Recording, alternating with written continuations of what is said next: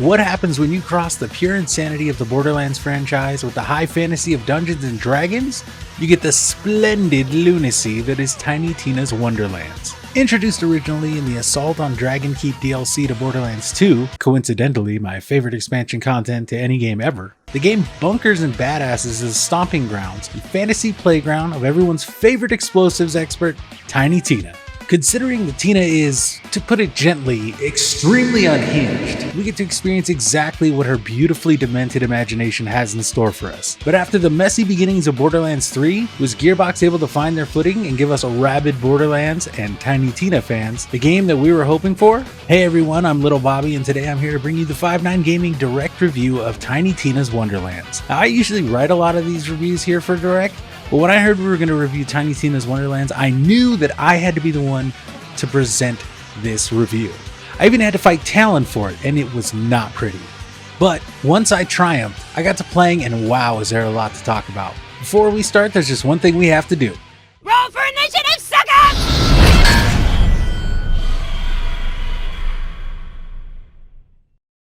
In Wonderlands, you start as one of 6 main classes and get to customize your character to your liking, letting you look as badass as you like. Each character also gets to start with a stat lean, from the recovering inventory hoarder that boosts your spell and skill cooldowns at the cost of crit chance and HP, to the village idiot that boosts your crit damage at the cost of your spell cooldowns. Each one of these options falls into a classic RPG archetype and means that you can make your character more in line with your playstyle. If you want to go for a melee class, you might pick Village Idiot, as that crit damage will be infinitely more important than your spells. Each class will also feature one of 2 action skills for you to pick from, which allow for big damage or crowd control options. With pistols, snipers, and assault rifles modded to look like crossbows, shotguns that shoot swords, and guns that are just straight up OP, we quickly get back to the Borderlands combat that the series is famous for. Back in Borderlands 3, we saw big advancements for the series with the introduction of mantling, sliding, and the extreme tune-up to the gunplay. Well, here in Wonderlands, we see even more fine-tuning of those features. The gunplay especially feels like it got more fine-tuning than ever, and the gameplay is all the better for it. And attunements are here again, but renamed enchantments. But in Wonderlands, you don't have to have every weapon drop with an attunement or enchantment. You can add them to your favorite weapons that don't drop with one. So if you're farming for a specific weapon and it doesn't drop with the enchantment you want, you can stroll right over to the blacksmith and add one once you've completed the main campaign.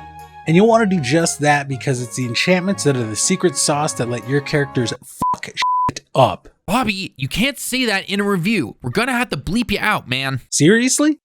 Yeah, seriously. So I can't say shit, cock, asshole, or fucking d***s? That's like half my fucking vocabulary. Dude, come on.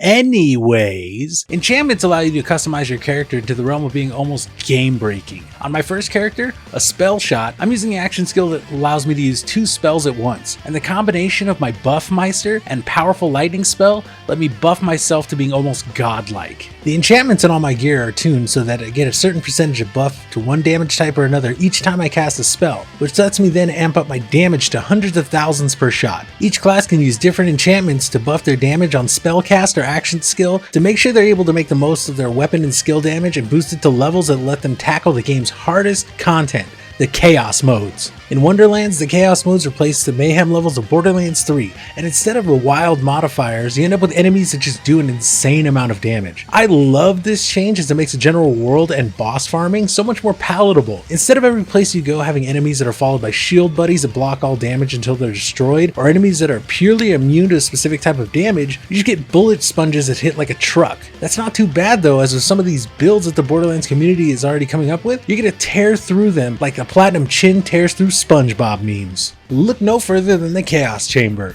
an endgame location that plays like a roguelike and lets you focus your rewards and increase your Chaos rank, allowing you to level up your enemy's difficulty in exchange for sweet, sweet loot. During your runs through the Chaos Chamber, you have the option to go to a Dragon Lord room or a Butt Stallion room from time to time. The Dragon Lord will make things harder by adding negative modifiers to buff your enemies and grant you additional Chaos Crystals to exchange at the end of every run. If you're finding it a bit difficult, you might choose to go the route of a Butt Stallion room that grants you buffs to your skills, with the trade-off being that you're not going to get the extra crystals, but you might have an easier time making it to the end of that particularly difficult run.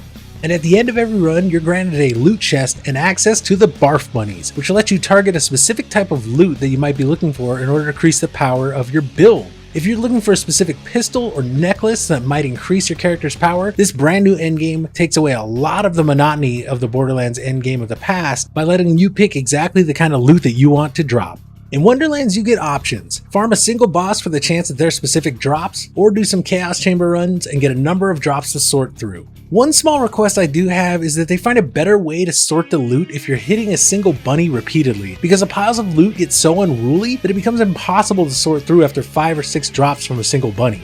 But there's even 3 secret raid bosses locked behind puzzles that you can solve during your chaos runs that really amp up the difficulty, and a super secret raid boss that we won't spoil here if you can solve all 3 puzzles and defeat all 3 bosses in a row. Your reward? An absolute truckload of those sweet chaos crystals for you to feed to those strange little barf bunnies for more loot. The secret raid bosses also have chances to drop legendary loot for you to use to take your builds one step closer to absolute perfection. Overall, this completely new type of endgame is extremely refreshing and is something that the franchise has needed for a long time. With new DLC on the way in a few weeks, I'm hoping for even more moves by Gearbox to develop an endgame that can keep the Borderlands community going for a few years until the inevitable release of Borderlands 4. Now, while I've had a lot of praise to give Wonderlands, it is not without its problems. The UI in this game is absolutely horrendous. There have been such big strides made with this entry in the series, particularly the endgame, that having the original Borderlands UI remain unchanged for so many years just feels off. It's clunky and makes your inventory management a nightmare. It's truly criminal that there isn't even a way to sort your inventory by your newest collected items. In most Borderlands games, you end up farming for a specific set of drops for a build and collect other items to sell for money in order to buy more inventory or vault space. We are still forced to go through the inventory and look for things with little tags that denotes them as new instead of being able to sort from newest first in order to make selling much easier. Gearbox knows how players play games in the franchise at this point, and it's something I truly hope we see in a later update. Fortunately, Gearbox does seem to be updating the game pretty regularly, so I'm hoping we can see some sort of update to this, as it's the really only major stain on an otherwise excellent release. The story of Wonderlands follows the Borderlands tradition of being irreverent to the point of absurdity, and the game is all the better for it. Featuring the talents of Wanda Sykes and Andy Samberg as Tina's new crewmates, they bring their comedic talents to the table to bring fantastic life to these new characters that serve as the player's advisors on their quest, Fret and Valentine respectively. In between their bickering, the two also serve as support for the player and Tina throughout the story. Will Arnett also joins the franchise, voicing the game's villain, the Dragon Lord. Arnett brings a delicate balance to the Dragon Lord character, who tells us of his tragic backstory as the game develops. But all of them pale in comparison to Ashley Birch, who voices the lovably loony Tiny Tina with such mastery that it's almost unbelievable that she played Aloy just a few months ago in Horizon Forbidden West. I'm a huge fan of Birch's work, and I believe she is one of the top talents in the gaming voiceover industry today. And having more of Tiny Tina is always a plus, as she is one of the fan favorites, and her character has showed more depth than almost any other character in the franchise. The main campaign starts with the player being a new member of Tiny Tina's crew and learning how to play bunkers and badasses. Throughout the main campaign, you meet a bunch of characters that Tina has decided to incorporate into her fantasy world. From the Murphs, who resemble Smurfs if they were from the American South, to the mighty Punch Fairy, who Tina conjures from memories of Brick from the original Borderlands Vault Hunter classes. As you move through the world, you stop at various locations and help citizens on your mission to defeat the Dragon Lord. The Dragon Lord ends up operating outside of the powers of Tina's Bunker Master, this game's version of a Dungeon Master from D&D, and we even see the Dragon Lord slay the Honorable Queen Butt Stallion, much to the horror of Tina and her crew. The question does always remain throughout the campaign whether Tina is actually controlling the Dragon Lord, which is fantastic. It's quite clear that Tina is controlling everyone else in the story, as the adventure is constantly interrupted by the crew questioning the logic or feasibility of certain things in the game, and Tina is scrambling to explain her nonsensical plot contrivances, or simply telling them to shut up. It's a great touch in storytelling to keep you grounded in the fact that everything you're experiencing is being created in the imagination of a teenage girl that is barely gripping to the reality of the real world. There's every manner of goofy story beat here, from helping a peasant-ass peasant in the beginning of your journey, to helping the Borderlands franchise's very own Claptrap in his quest to become the Great Knight by stealing the fabled weapon Excalibur. Along the way, you're challenged by the Dragon Lord and his Skelly Man minions in out-of-this-world fights, including one against a necromancer nicknamed the Wastard, who is a real son of a witch. Making your way through the Weep Wild Dankness or the Jack and the Beanstalk inspired Tangle Drift gives us more varied locales than the series has ever seen. and you get from one place to another by using the overworld, which is a game board that Tina designed to move your character around. The best touches of the overworld are the bottle cap bridges and the rivers made of spilled soda. After finally conquering the dragon board and returning peace to the kingdom, you bring back the queen butt stallion and all is well in the world. But most importantly, you get the honor of helping a man achieve a dream that's been almost 10 years in the making. That's right, you finally helped the bard Torg blow up the f***ing ocean!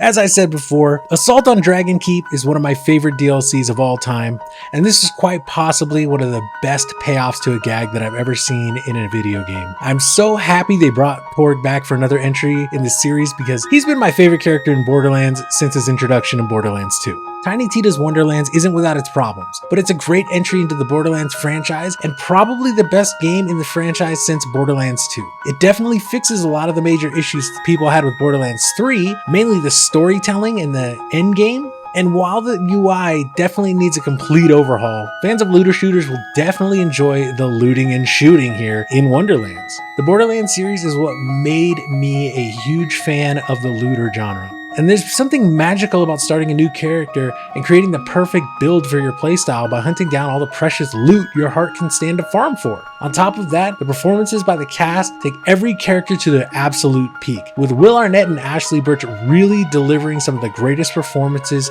in the franchise.